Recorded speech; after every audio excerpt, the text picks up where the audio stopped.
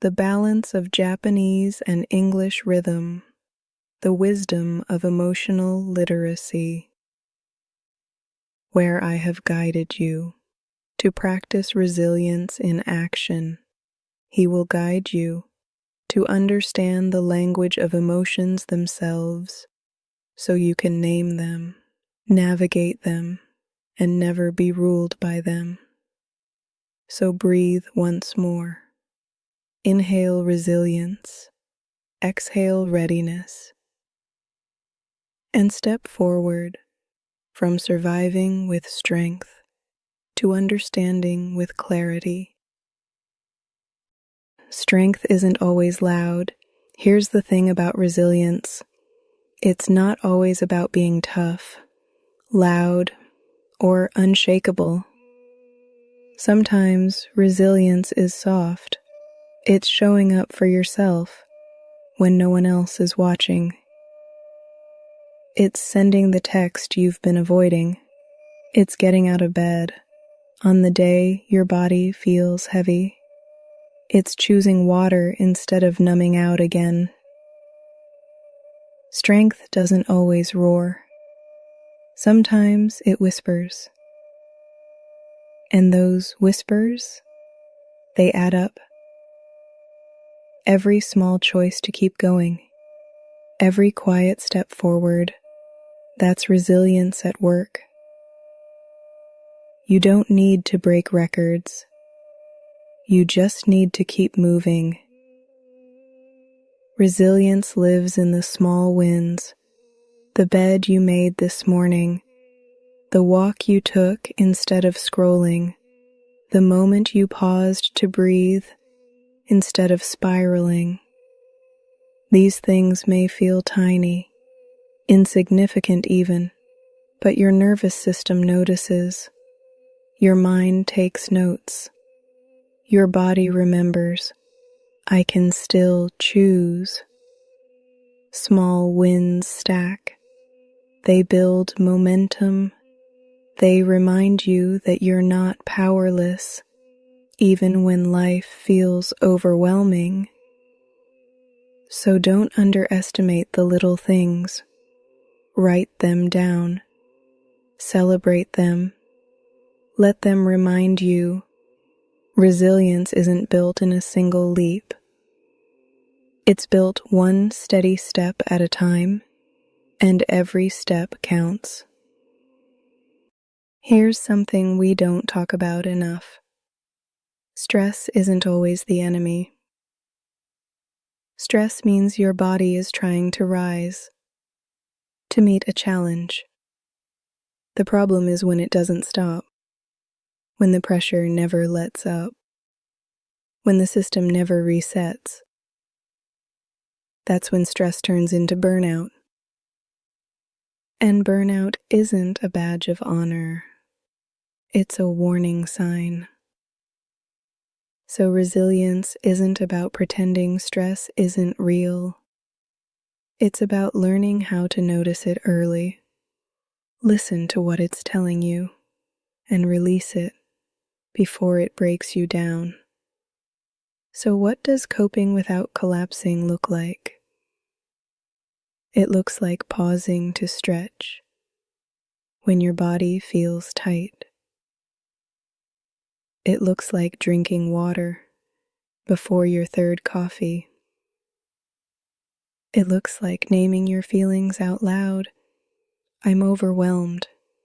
I'm frustrated. I'm tired. So they don't stay bottled up inside.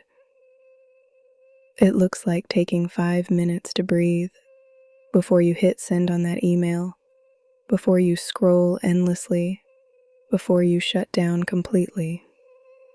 Coping isn't about doing something huge.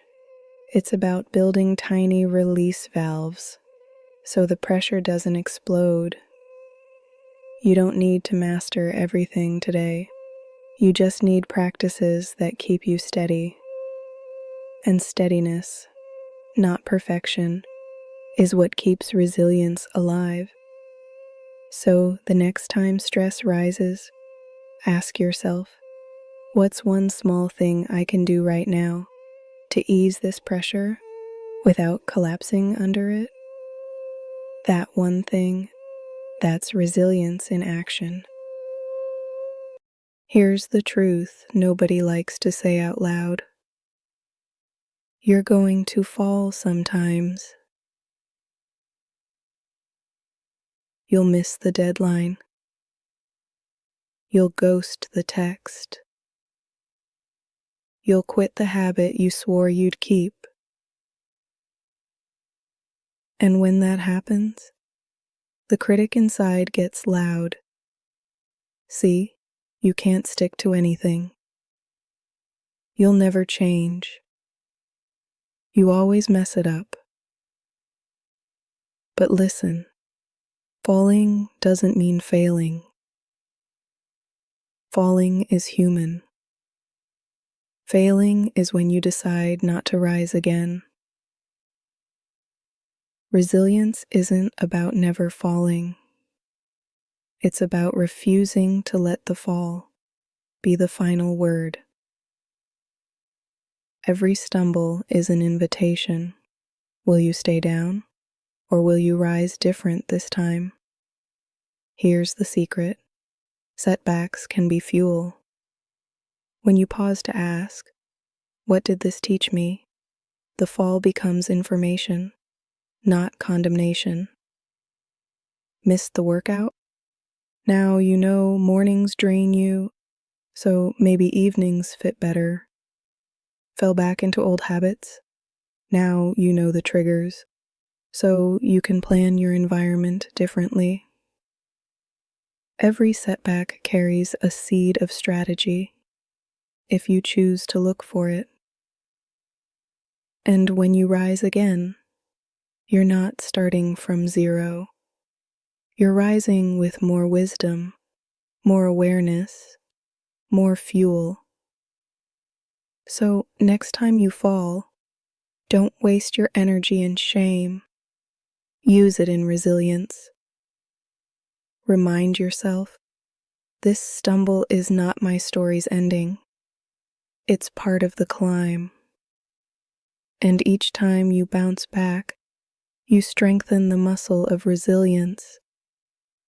Not because you were flawless, but because you kept going anyway. Let's be real. Your energy isn't infinite. You wake up each morning with a tank that needs protecting. And if you let everyone drink from it, without limits, you'll be empty by noon. That's why boundaries matter. Not because you're selfish, not because you're cold, but because your energy is sacred. Resilience isn't about pushing yourself until you break. It's about knowing what drains you, what fuels you, and choosing wisely. So stop thinking boundaries make you hard to love. Boundaries are what make love sustainable. Because when you protect your energy, you show up more present, more steady, more real. So, what do daily boundaries look like? It might be saying, I can't talk right now, but I'll call you tomorrow. It might be turning your phone on silent after a certain hour. It might be giving yourself permission to say no without explaining yourself 100 times. And listen, boundaries don't have to be perfect or permanent. They can shift as your needs shift. But the key is this. Boundaries keep you from leaking energy into places that don't deserve it. That way, you can pour into the places that truly matter. Try it now. Pick one small boundary you could practice today. Maybe it's not checking emails after dinner. Maybe it's limiting how long you stay in draining conversations. Maybe it's carving out 10 minutes just for you. Notice how your body feels when you picture holding that line. Relief, tension, a little guilt. That's okay. Boundaries take practice, but every time you hold one, you're telling yourself, my energy matters. And that message, that's the foundation of resilience. Here's something most people overlook. Resilience isn't built in the big moments. It's built in the small ones, the daily choices, the little habits that either drain you or refill you. When life feels chaotic, routines give you rhythm. They remind your nervous system, you are safe, you are steady, you have ground beneath you. Without those anchors, everything feels like crisis. Every challenge feels bigger than it is. But with simple routines, your body and mind learn to trust stability. And that trust makes it easier to handle disruption when it comes. So what does this look like? It's not about strict schedules or forcing yourself into rigidity. It's about rhythms that restore you. It might be starting your morning with 5 minutes of silence before checking your phone. It might be setting aside time to stretch, to walk, to breathe, not because it's dramatic, but because it steadies you. It might be ending the day by writing down one good thing that happened, so your brain learns to release stress instead of carrying it into tomorrow. These routines are not luxuries. They are resilience practices. Think of them like charging your phone. You wouldn't expect your battery to last without plugging it in.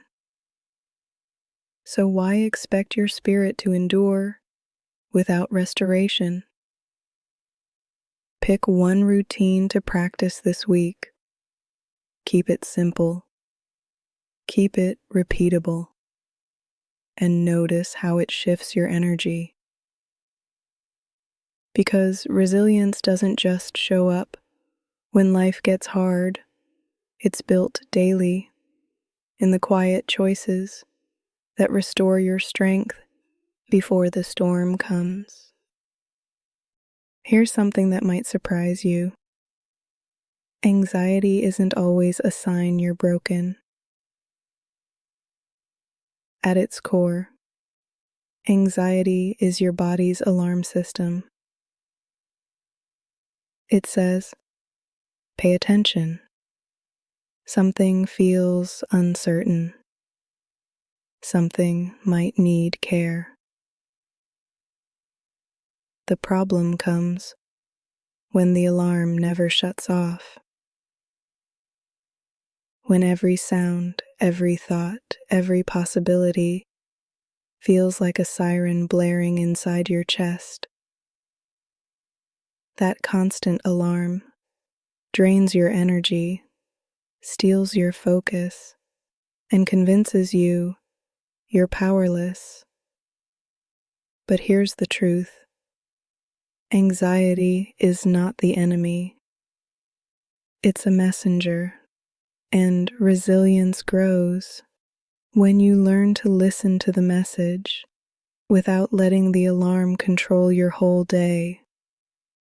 So how do you work with anxiety instead of fighting against it? First, notice it in your body. Where does it land? Your chest? Your stomach?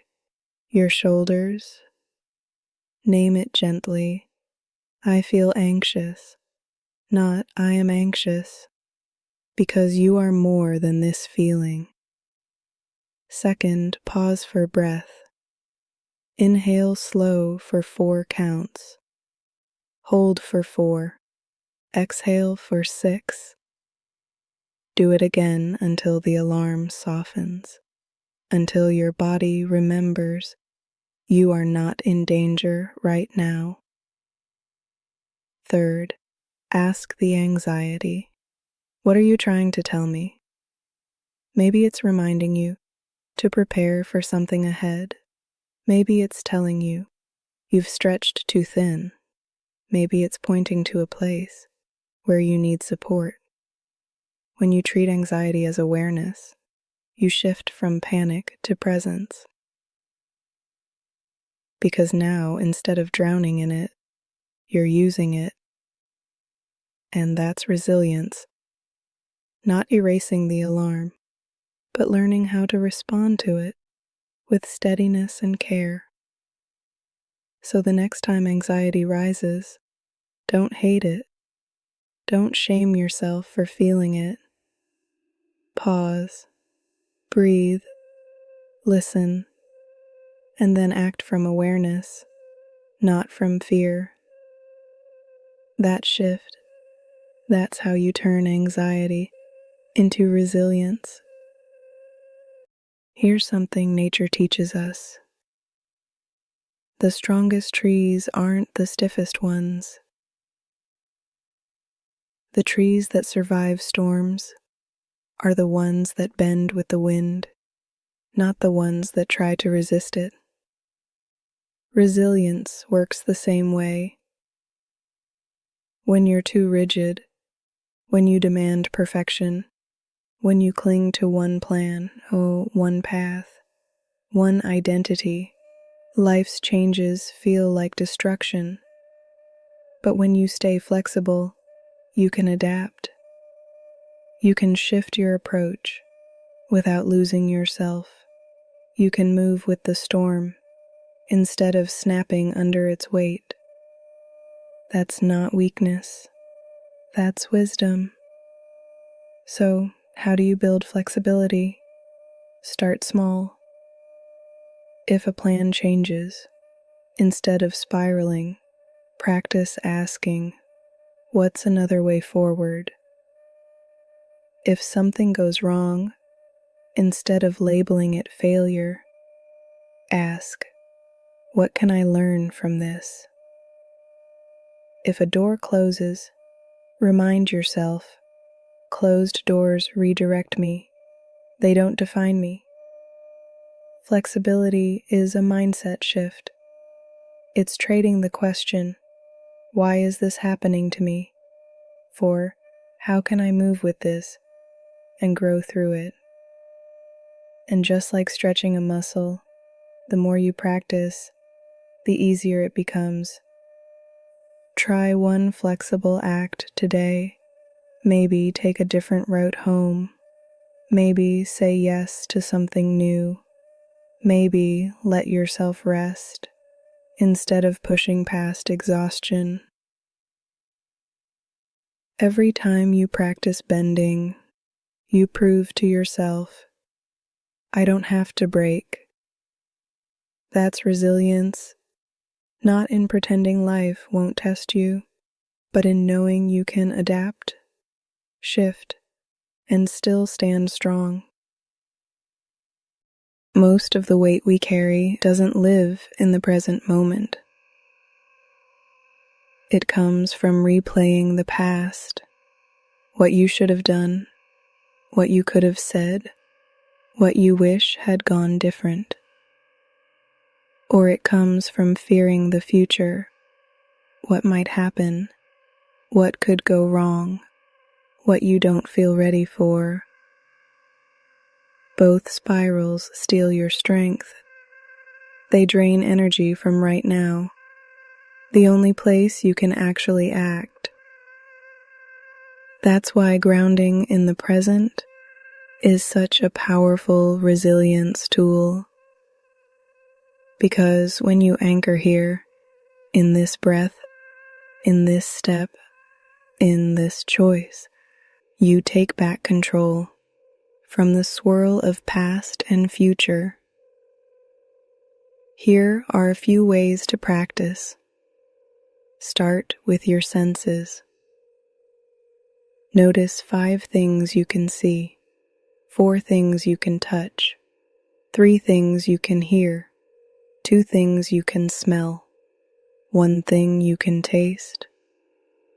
This pulls your body and mind back into the present moment. Or try mindful breathing. Inhale slowly for 4 counts. Hold for 4. Exhale for 6. Do it 3 times. Another practice. Say out loud what's true right now. I'm sitting in this chair. My feet are on the floor. My hands are steady. Simple, yes, but powerful. Because your nervous system relaxes when it knows exactly where you are.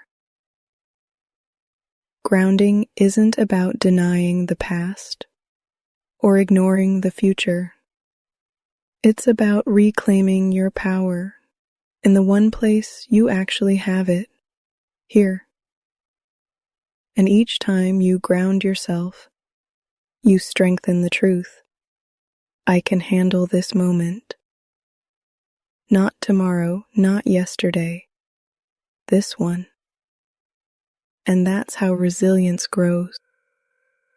One present breath at a time. Sometimes people roll their eyes at hope, like it's soft, like it's naive, like it belongs only to dreamers. But hope, real hope, isn't blind. It's brave. Hope is saying, yes, I see the struggle. Yes, I know the odds. Yes, I feel the weight. And still, I will believe in a future worth moving toward. That's not ignorance. That's courage. Because despair is easy. It takes no effort to give up. But hope is a daily decision to keep walking when the road feels long.